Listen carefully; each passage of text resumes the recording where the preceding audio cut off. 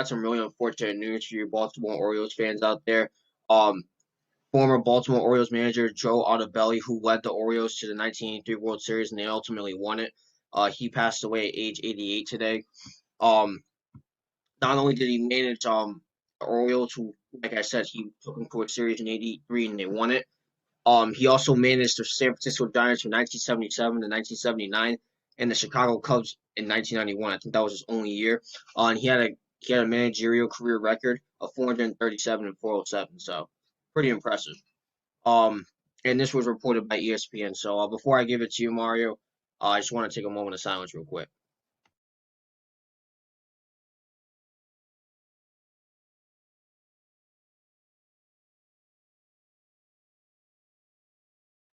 Thank you. Um, but yeah, Mario. I mean, first of all, before I give it to you real quick, I just want to send my condolences to the Altobelli family. May Joe Altobelli rest in peace. He was actually a really good manager. One of the last memories of the Orioles winning the World Series. They haven't done it in a long time. So, one of the last memories. It's finally, it's gone, and it's just sad to hear.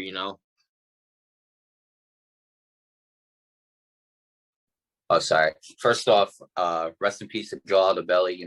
I mean, he had a very, very good managerial career. Not many managers win a World Series, and for him to be on that list, it really truly is an accomplishment. And condolences to the Altobelli family and everybody who was affected by his loss. Yeah, I mean, like you say, Nate. I mean, obviously the Orioles are not in the same shape as they were back then, and obviously, they didn't have the players back then. Correct me if I'm wrong. Did they have Cal Ripken? Um, I can look.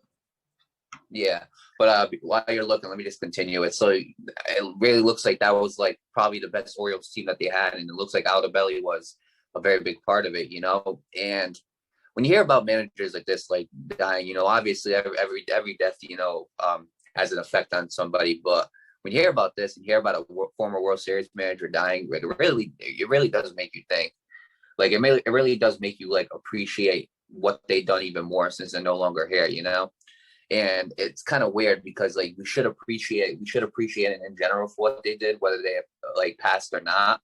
But when they passed, like it really makes you like appreciate them much more. And we're Red Sox fans, and obviously the Orioles are our rivals, but it doesn't change like any respect that we have for the people who played for certain teams. Like for instance, we might be Red Sox fans, but we have a lot of respect for like Lou Gehrig and Mickey Mantle and Derek Jeter and all those guys. We're Red Sox fans, and we have respect for a lot of players on a lot of different teams. And as for the Orioles, like looking at them now and thinking about like what they done back then, and we almost forget like how good the Orioles were because of what they're not doing right now. You understand what I'm saying? Hmm. Because like obviously right now they're not in the best position to win.